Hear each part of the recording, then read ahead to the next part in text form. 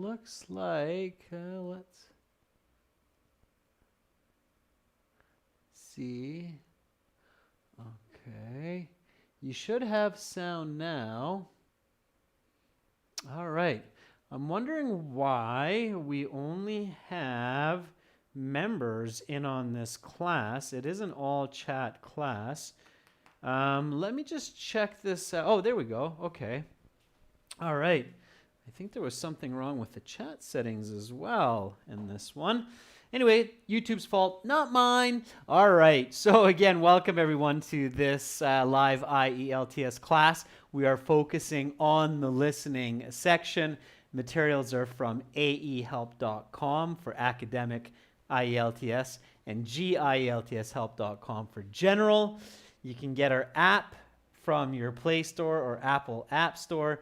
Search for academic IELTS help.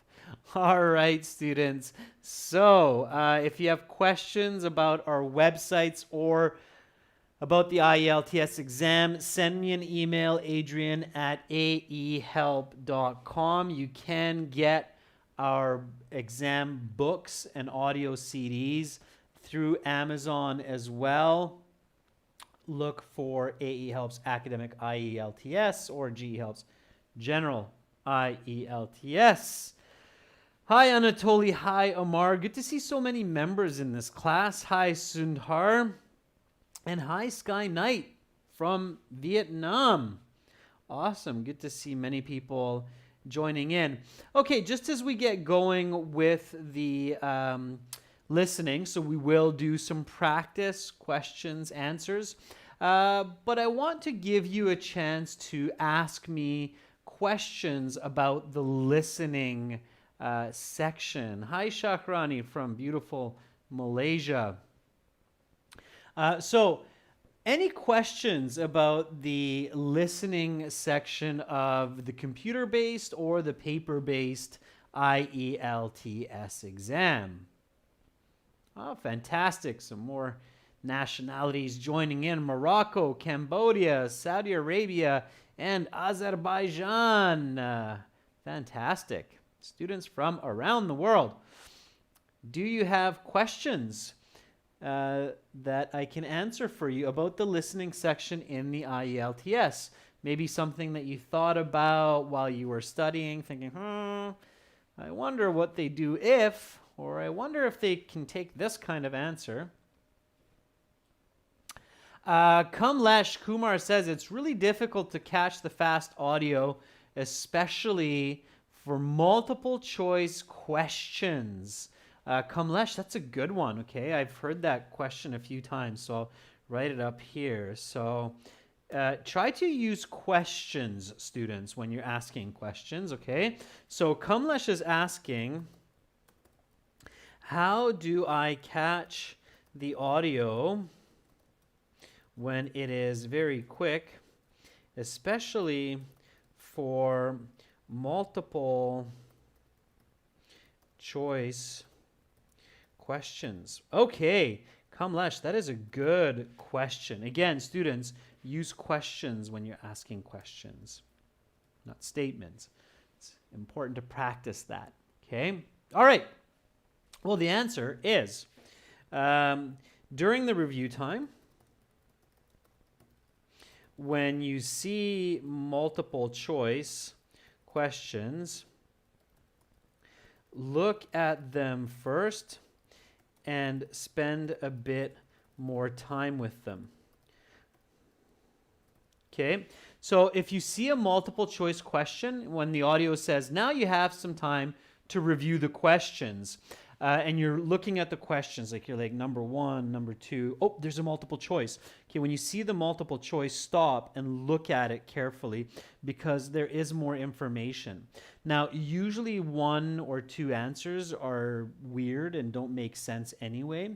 So the other strategy for multiple choice is if you do not get it right away,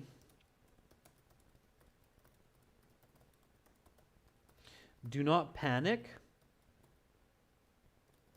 Use logic to choose the right answer later later during the 10 minutes to transfer your answers to the answer sheet. Okay, so for the multiple choice, you can use good logic if you think about the topic of that listening, what you heard. Then later, when you have 10 minutes at the very end of the listening, from minute 50 to 60, you can use logic to help you get the right answer even later on. Okay, because it's there. All right. Okay, so number one, with multiple choice questions, spend a little bit more time reviewing them in your review time. And number two, don't panic, choose an answer, but think about it when you're transferring answers to your answer sheet. Okay, now it's a little bit trickier with the computer-based exam, of course. That's one of the disadvantages of that. And C is only change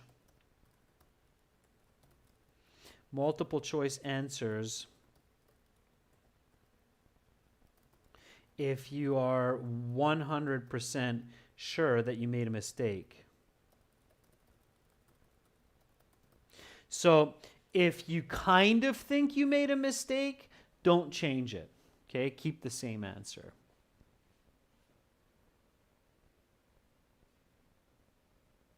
Okay, Charlie Sen is asking, do the exam authorities provide headphones and a computer in the listening on the paper-based exam? Charlie, no.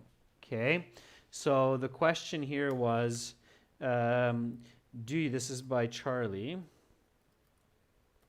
Okay, do you get headphones and a computer for the listening section in the paper-based exam? No. Sometimes you do get headphones in the paper-based exam, but usually not. Okay? They usually play the audio on speakers.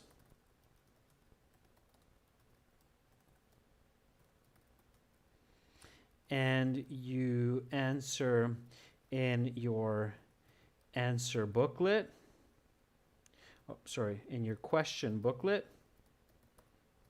At the end, you have 10 minutes to transfer your answers from your question booklet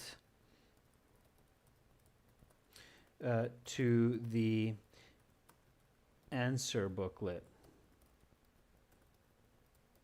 Okay, that's a good question. Definitely know the format of the exam that you're doing. Okay. All right. Sudhar says, how much time is there for listening to the audio? So Sundar is asking, how much time is there for listening to the audio in this section? Okay, the answer is you only get one listen. You answer as you listen. And each section is roughly 10 minutes of audio. Okay, so it's roughly 10 minutes of audio. Ayush Gautam is asking, why is section 4 so hard compared to the others? That's a good question too. Okay, so that's Ayush is asking, why is section 4 so difficult compared to the other sections? Okay, that's a very good question. Now, the reason is it is the most detailed or specific topic. So often it's a lecture. It's talking about a very unique animal or idea, philosophy, psychology, part of history. So it's the most detailed, specific. There are no breaks, meaning it's quick. Okay. It is the most paraphrased, using synonyms, grammar, and more. Okay. And the reason it's so difficult is this section is separating level or band 4 to 7 students from band 8 to 9 students. Okay, so that's why it's so difficult.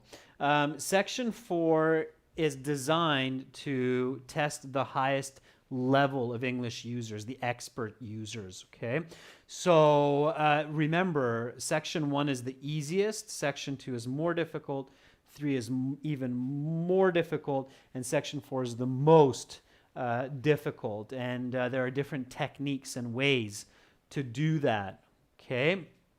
So the goal is to have students feel comfortable at the beginning, even lower level students, and then as the listening progresses, so too does the difficulty with each section, including the difficulty of questions, vocabulary, and grammar.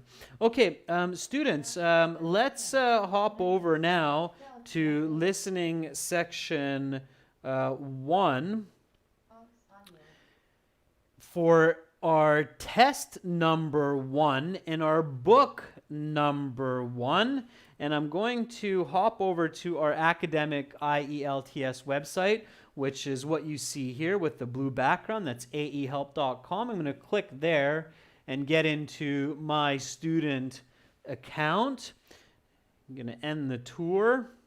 And in my student account, you'll notice that I have different tabs. This opens up my computer-based IELTS exams. This one opens up the fully interactive course. This one, the workbooks, the study plans. There's over 100 hours of lesson videos in this one. And then here, our 5th tab is the audio CDs, which of course work with the paper-based exams. Now I know it's very, very bright. That's because the background is bright. You don't have to worry about that. I'm going to play the audio for you here in just a moment. Make sure to... This recording is... write your answers on a separate piece of paper. Do not write them into the chat. We will go through them together. My volume is maximum, so if it's quiet for you, turn up your volume. Here we go. It's copyrighted by 2 Think One Solutions Inc. and World ESL Tutors. You will hear several different recordings and you will answer questions on what you hear. There will be time given to read the instructions and questions, and you will be given a chance to check your work. The recordings will be played only once. The test is made up of 4 sections. At the end of the test, you will have 10 minutes to transfer your answers to the answer sheet. Now turn to section 1. Listening section 1. You will hear a conversation between 2 men as one of the men registers for a football league. First, you have some time to look at questions 1 to 5.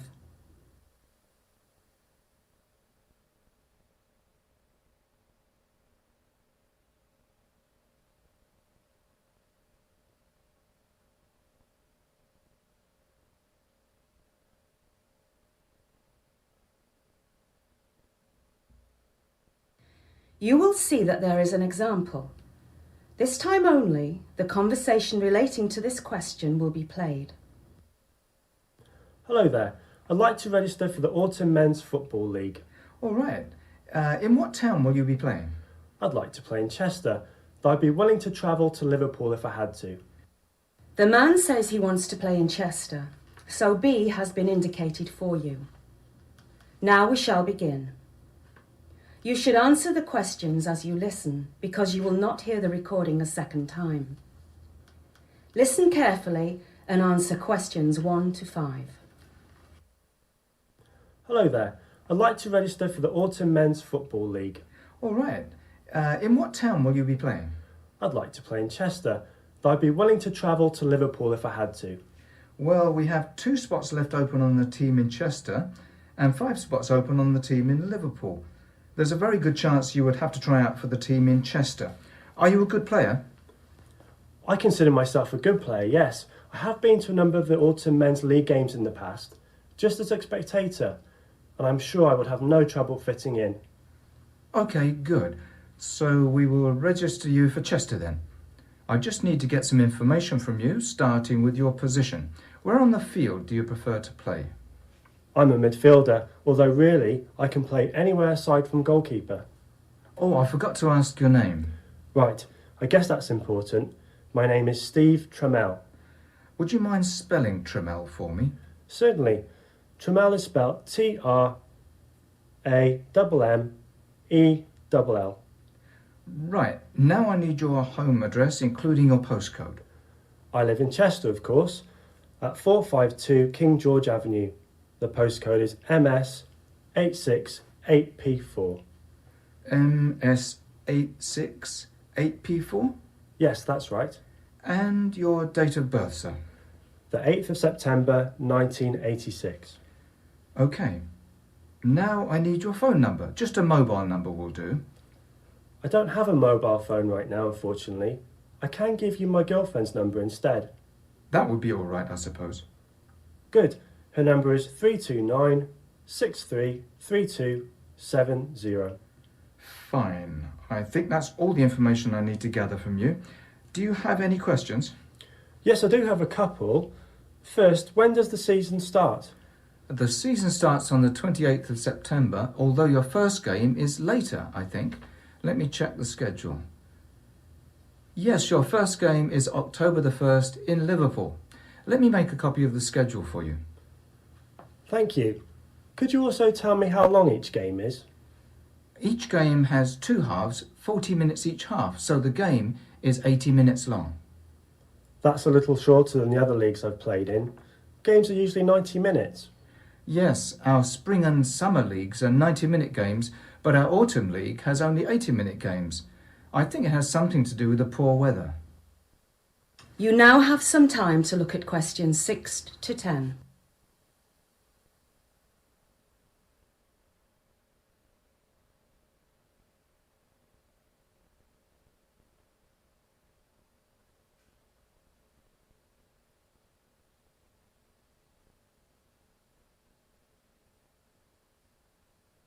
Now listen to the rest of the interview and answer questions 6 to 10. Okay, can you tell me how many players are on each team? And I mean on the whole team, not just the players on the pitch. Usually there are 5 additional players to the 11 on the pitch, so there are 16 players on each roster. We generally find that to be the perfect number. It allows for a few players to miss a game, but still allows lots of playing time for each player. Yes, playing time is what I was worried about. I don't want to pay my money and then sit on the sidelines the whole season. Are there minimum playing time requirements? Yes, each player must play a minimum of half a game, so you are guaranteed at least 40 minutes of playing time per game. Wonderful. That puts my mind at ease. Could you tell me what facility we play at in Chester? That information is on the schedule, along with the addresses of all the other facilities in the league. Here's your schedule. Thank you. Oh, good, it states we play 2 streets from my flat. How convenient. That is very lucky. Do you have any more questions? No, I think that's it. Oh, wait, how much does it cost to register? It's going to be £125 for the season, including all fees. How would you like to pay? I'll be paying cash. Right. Would you like a receipt?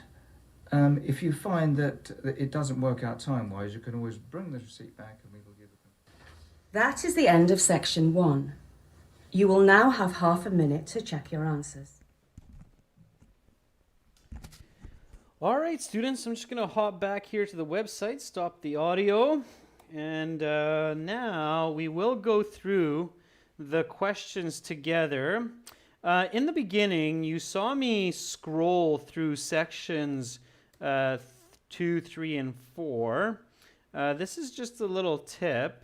So on the paper-based exam, you may be able to look at the topics of section 2, 3, and 4 during the instruction time.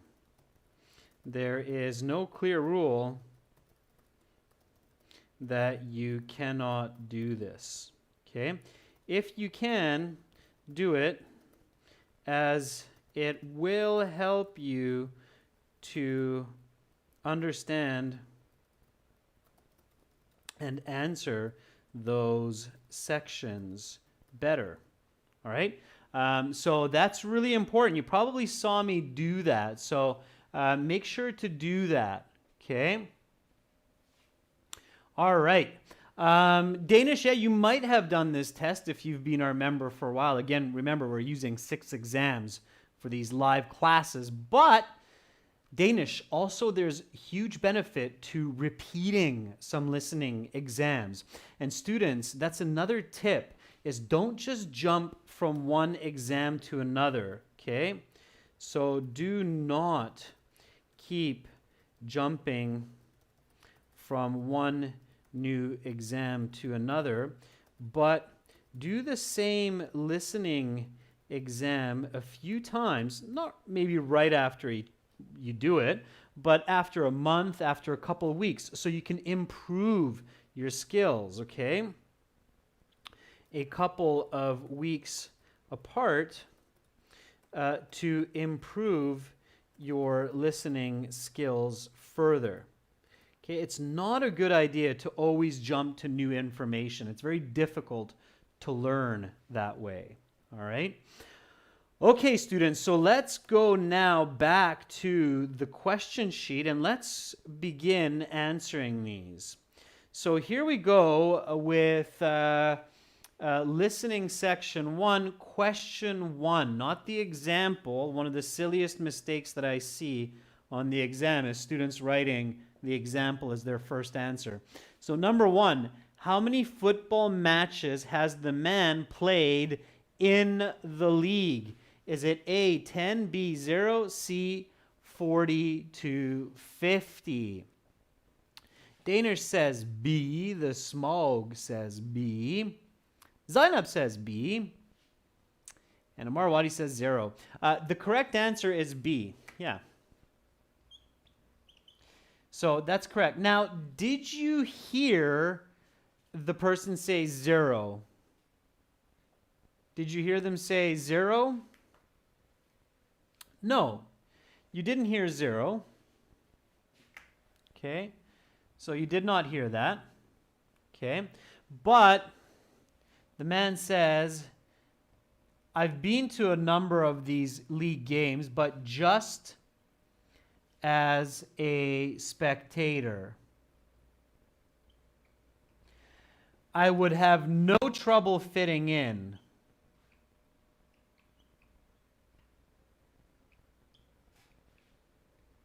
Okay, just a second. I'll get you back on camera here. I realized that the camera took a pause there, so just a moment. So these two phrases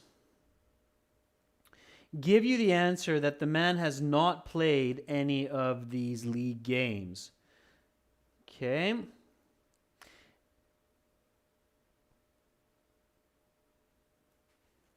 Just as a spectator means he has not been a player.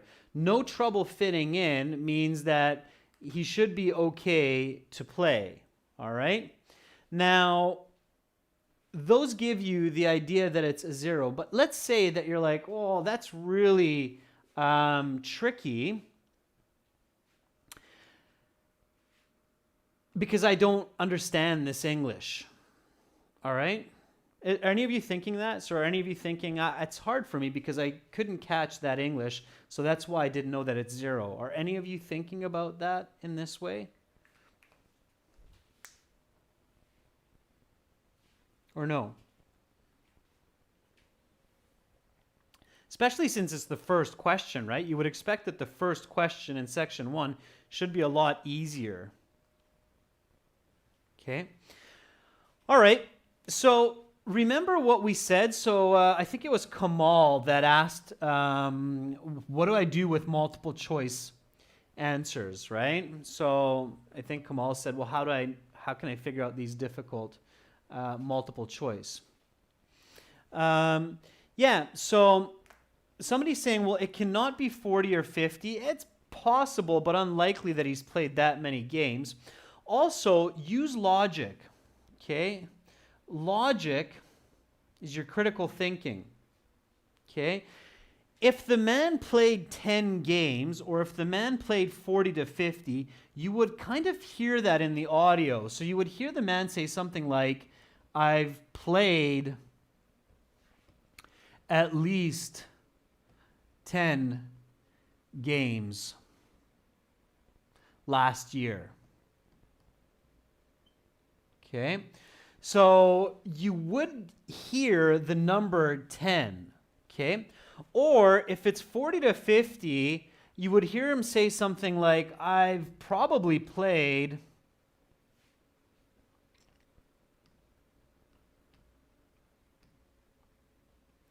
like 40 to 50 games.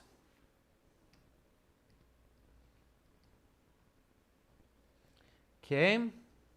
So you would hear a phrase like that. So you would hear these numbers if A or C were the answer. The other word that you would hear is the word played. So you would hear a word like played or participated. Okay?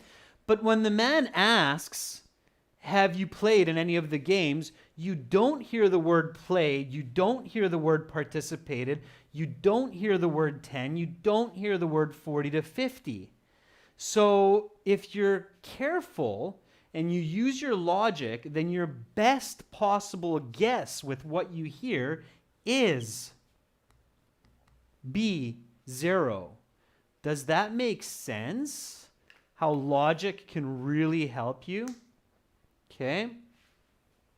So does it make sense what you pay attention to? So sometimes, especially for multiple choice, what you don't hear can be just as valuable as what you do hear. I'm going to write this tip for you because it's a really good one to keep in mind as you practice. Okay? So here is a tip, or this is actually a strategy, is at times, especially for multiple choice,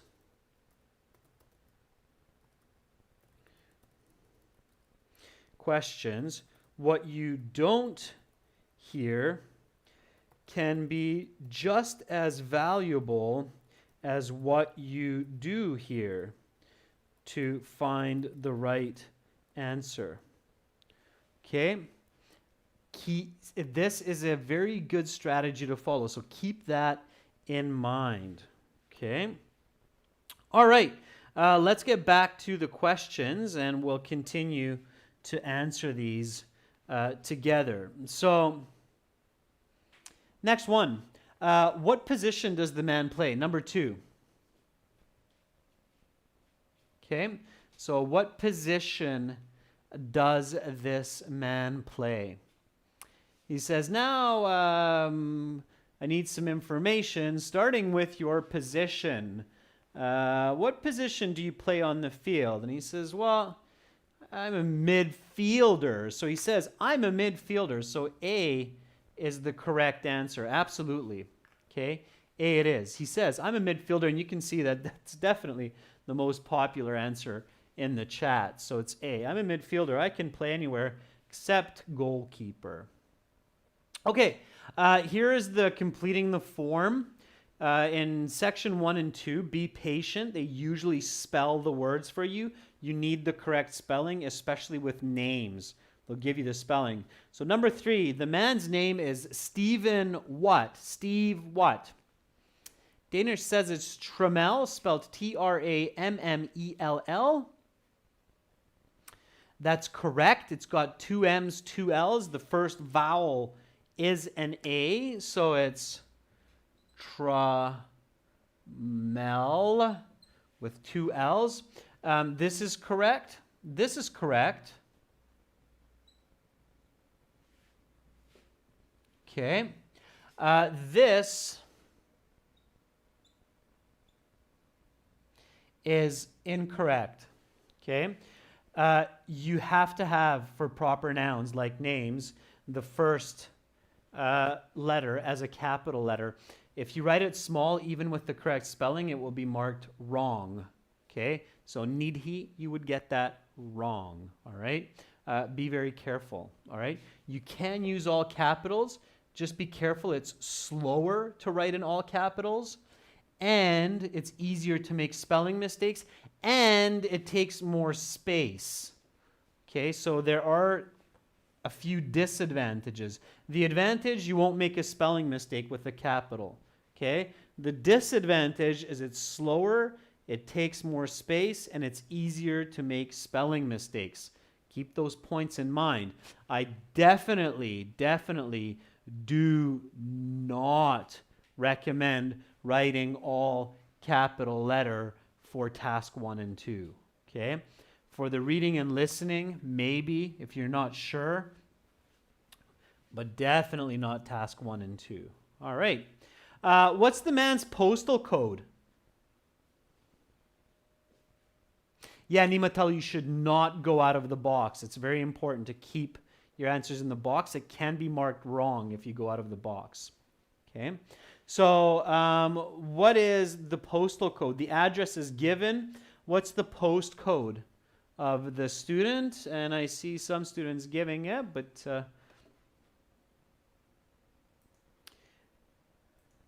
the chat is blocking some of this, so I'll just allow all those that you're putting in there.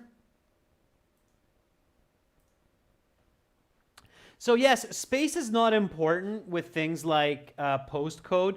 It is MS868P4. So anybody who had that is good.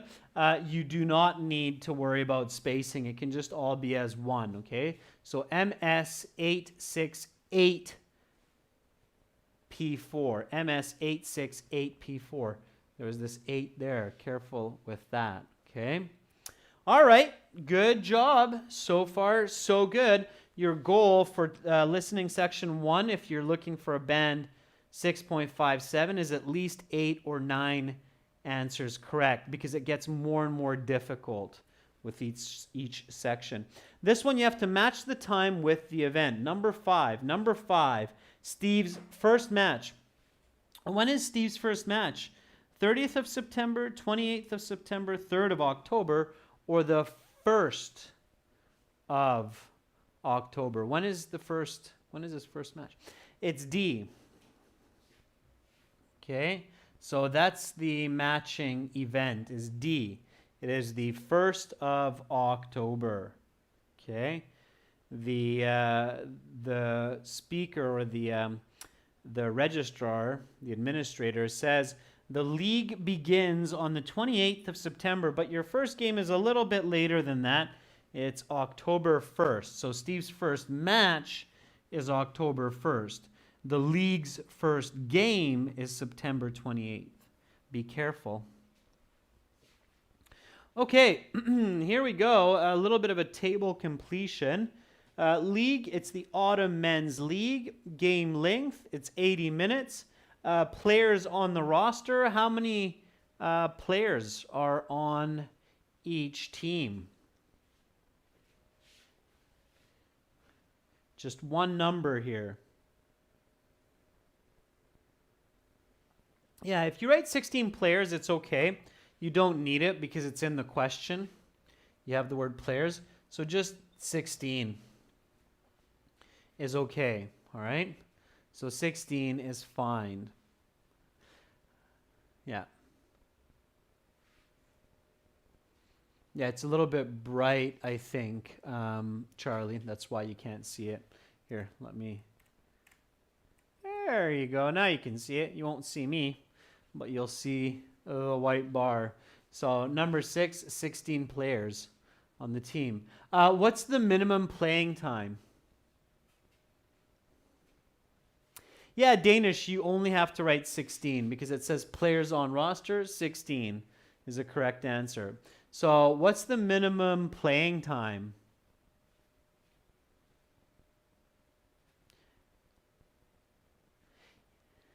So here it's 40 minutes. Yeah, okay.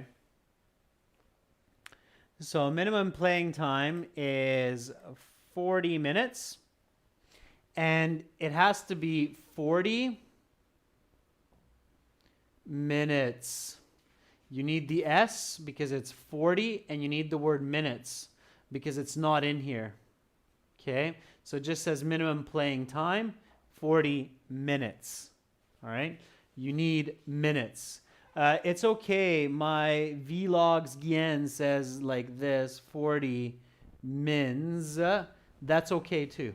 You'll get it for the abbreviation as well. Okay? Both of those are good. Okay? Shakrani, that's correct. Okay, let's go to number 8. So, why does the man say he's lucky? Okay, now this is where, if you see this question, you want to spend a little bit more time to review the 3 choices before you hear the audio. He was able to find a team to play on. There's a minimum playing time required. The playing field is close to where he lives. Yeah, see. It's like, oh, it says we played 2 blocks from my flat. 2 blocks means it's close. It's close to where he lives. Maybe like 100 meters. Okay. City block, usually about 40, 50 meters to a city block on average. So, yeah, it's pretty lucky. Okay, couple more questions. These are short answer. Be always careful with the number of words. Here it's no more than 2 words for each one. What is the cost of the football league? How much does the man have to pay for the registration? So Dana says 125 pounds. The Smog says 125 pounds. And yes, use the symbol whenever possible. So this is the easiest correct answer. Symbol for pounds, 125. If you make a spelling mistake with pounds, like you go like this, okay, you forget the U, that would be wrong because that's pawns. Pawns is a very different word, okay? So you have to spell it correctly. It's much easier just to write the symbol for the British pound. Hopefully you're familiar with that. Okay, number 10, last one for this. How does the man pay for the registration fee? How does the man pay for the registration fee? The Smog says cash. Saul says cash. We all say cash. We all love cash. Cash it is. Yeah, I'll be paying cash. That's fine, the man says. So cash it is. C-A-S-H, small letters. If you write a big letter, yeah, it's okay. They'll take it, but it's unnecessary. Okay? So big C, small c, all big letters, all's good. Okay? All right. That's great. Hopefully you got at least 8 correct because it's listening section 1. It's your easiest section. Let's go to listening section 2. And let's do that. Nice and smooth. We'll flow right into it. So let me jump over to the website here. Again, I know it's bright. I'm just going to start the audio. Again, students, Make sure to not write your answers in the chat. Give everybody a chance. Don't confuse them with wrong answers. So write it in a separate piece of paper and you can share it after. Okay? Listen, answer. We'll go through it together after. Here we go. So this is CD1 track 2 for those of you who have our premium course. Battery, 30%. Some time to look at questions 11 to 16. Listening section 2. You will hear a radio presenter interviewing a woman about the infamous ship Titanic. First, you have some time to look at questions 11 to 16.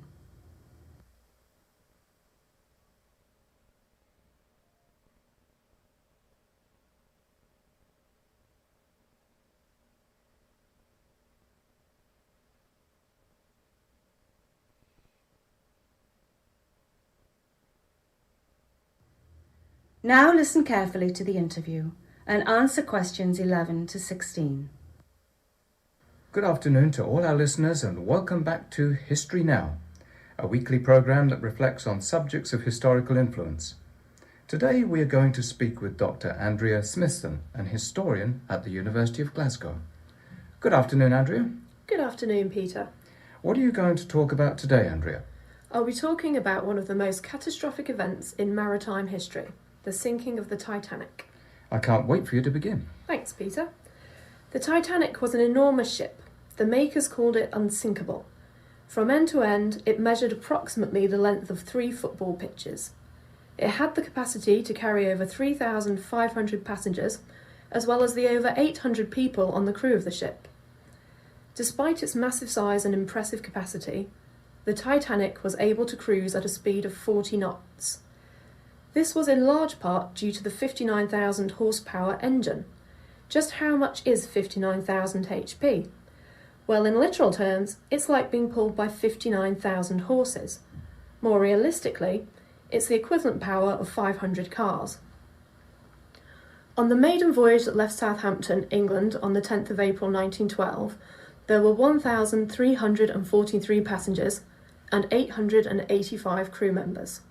There were 3 different classes of tickets for those aboard the Titanic. A third-class ticket was the lowest level ticket. At the time, it cost between £3 and £8. A second-class ticket cost about £12. A first-class ticket cost anywhere from £30 all the way up to £870. In today's money, £870 is over £20,000. You may be wondering what the people in the first class were paying for. They had luxurious rooms on the highest decks, delicious meals for breakfast, lunch and dinner, as well as the finest entertainment money could buy. On the other hand, those in third class slept in cramped rooms which were quite plain and small and did not have access to the fine restaurants and entertainment on the upper decks of the ship. Now I'd like to tell you about a few lesser known facts about the Titanic. Although there were 4 large funnels, or smokestacks, on the Titanic, only 3 of them were functional. One of the funnels was put there just to make the ship look even bigger and more impressive. The ship carried over 70 tons of food for the passengers, including over 40,000 eggs. You now have some time to look at questions 17 to 20.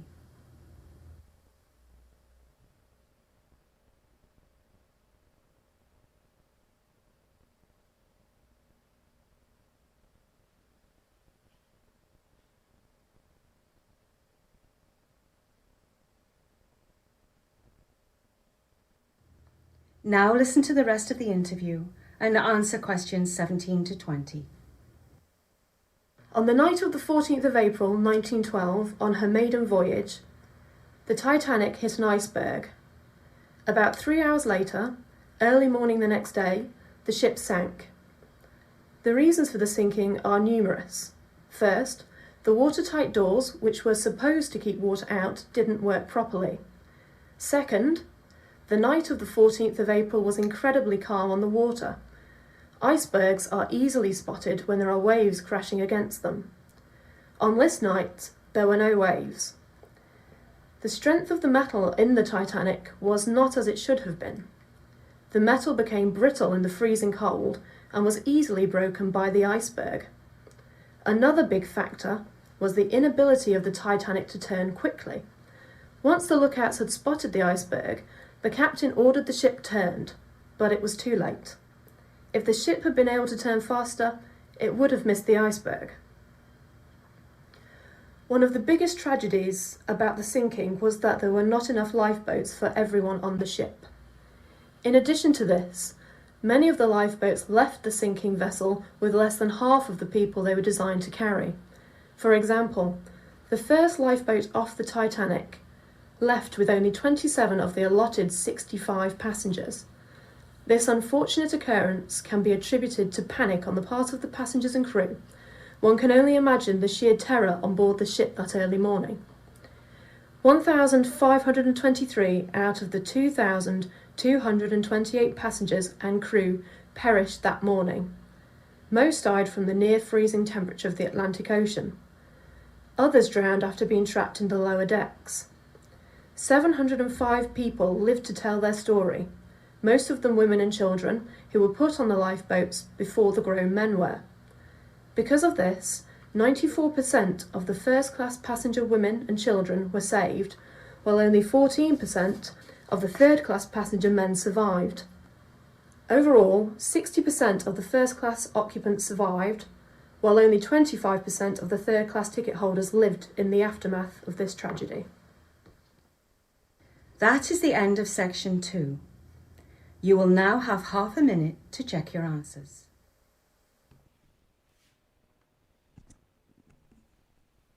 Okay, students, so again, use that time to check your answers. Let's answer these together now. Let's go to number 11. What was the overall capacity of the Titanic? It means the total number of people that it can carry. Okay. Was it 800, 3,500, or 4,300? Danish says it's 35 plus 800 equaling 4,300, which is C. Yeah, you had to do a little bit of math there. It is an inference type question. So it said there's 800 crew, 3,500 passengers. So the total is 4,300. So here C was the correct choice. Absolutely. A little bit of math, a little bit of inference. Okay, good. All right. Let's go to the next question. Again, with the exam, with the listening, and even with the reading, sometimes you have to do a little bit of math. It's a thinking exam, the IELTS. Okay, keep that in mind. What was the cost of a third-class ticket? Between 30 and 870, 1 to 2 pounds, 3 to 8 pounds. Yeah, so again, it was C. This was very clear. You just had to be patient with this answer, okay? They were talking a little bit about the Titanic's engine, the horsepower, before getting to this question. So you had to be patient, okay? Sometimes you need to be patient. All right, now, for the next one, it's actually 3 questions. Pay attention to these numbers here. So questions 13, 14, 15, okay? And you probably saw that when I realized there's a question like this, which is worth 3 points, I spent a little bit more time reading and paying attention during the review time. So what were the 3 benefits of a first-class ticket? Shahan says it's BCD, so luxurious rooms, great entertainment, and high-quality meals. Saul Nilyar says BDC. You can also say CDB or DCB. The order does not matter, okay? So the correct answers are D, C, B. Now in your answer sheet, this has to be for 13, 14, 15. Make sure you don't put it on one line because then you'll get 0 out of 3, okay? So careful with that. right? So yeah, they said the first class ticket holders had luxurious rooms, great entertainment, and high quality meals. Absolutely. Okay. All right, then you had this little picture question. Hopefully, when you reviewed, you realized the main difference. This isn't supposed to be very tricky, so you're not going to see something like a little person standing here in this one in the background, and maybe like a little girl standing here, and nobody else standing on this one. So you're not going to see like small little detail differences. The difference will be something major. Here you have 1, 2, 3 smokestacks. Here you have 1, 2, 3, 4. And here you have 1, 2, 3, 4, 5. So the question is, which of the following is the best representation? So it's the closest to the real Titanic. The one with the 5, the 4, or the 3 smokestacks. Many of you are saying that's B. It had 4 smokestacks. So B is correct. You just put the letter B into the answer sheet. Okay. The smoke is not that important. One of these was non-functioning, that's for sure.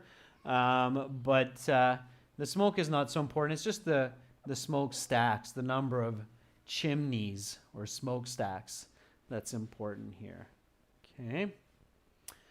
All right, so then you had a little bit of a break, and then you had to answer this flow chart of what happened on the night the Titanic sank. So they started with this one. The Titanic hit the iceberg. And then the speaker continued with this one. The watertight something failed. What failed?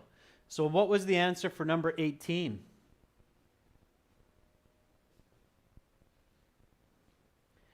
Number 18, not 17. What was the answer for number 18?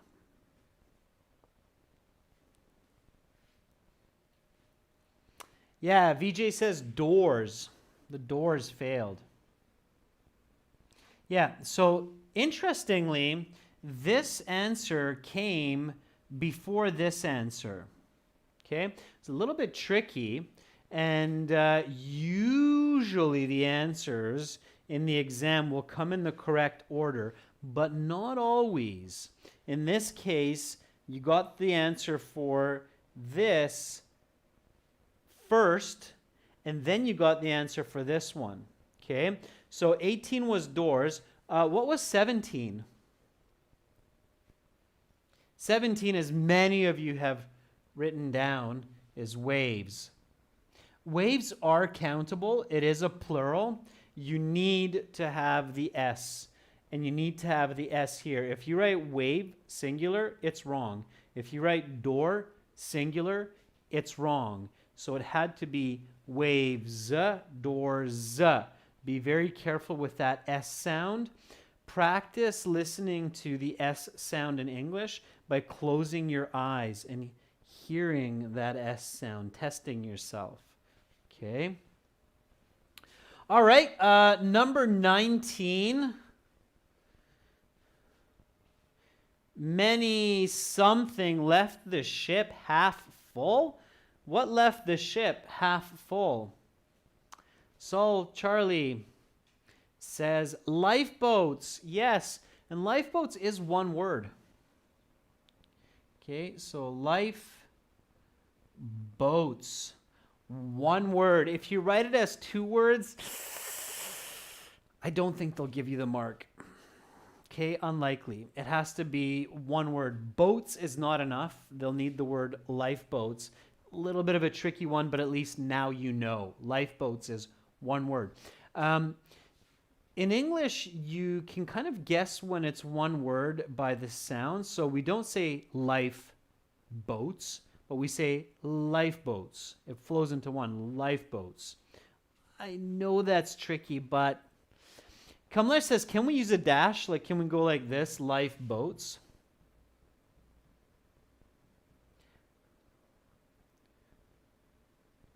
Kamlesh, that's a good question. There's a better chance they'll give you the mark if you write it like that than if there's no dash, but it's still not the right answer. Lifeboats as one word is the right answer. So Kamlesh, You can try it, but you should just remember that lifeboats is one word. All right. 1,523 people die in this tragedy. Most from the freezing cold temperatures of what? Of the Life Mania 26 correctly says the Atlantic Ocean. Okay. Now, the correct answer for 20 is Atlantic Ocean. Both the O and the A must be big. If you write a small o, it's wrong, because in this case, O is part of the name. So this would be wrong. Okay, this would be correct. When the noun is a part of the name, then it takes a capital, okay? So if you write Central Park, it's the name of the park. It has to be Central Park, okay? The P and the C are capital. Keep that in mind. All caps is okay, Antonio. But again, as I said before, it's easier to make spelling mistakes. It's slower, okay, and it takes more space. So careful with all capitals as well. All right, students, count up your marks, because tomorrow we will do section 3 and section 4, and then you can check your band score. Okay, so, and I'll give you more strategies tomorrow for section 3 and section 4 of the exam. Until then, do check out our websites, aehelp.com for the academic version of the exam. Spend a couple dollars. Save yourself a lot of headache, time, and money. IELTS exams are expensive. Join our premium package. Click that red button at aehelp.com. If you're a general module student, don't worry, we got it for you here at gieltshelp.com. Click that big red button there. Okay. Yoga Dui Windy Kusuma Ninkyas. Yes, all capital letters is okay. All right, everyone. That's it for today's class. Again, tomorrow we will finish this at the same time with section 3 and section 4. Have an awesome rest of your day. Keep up the good studies.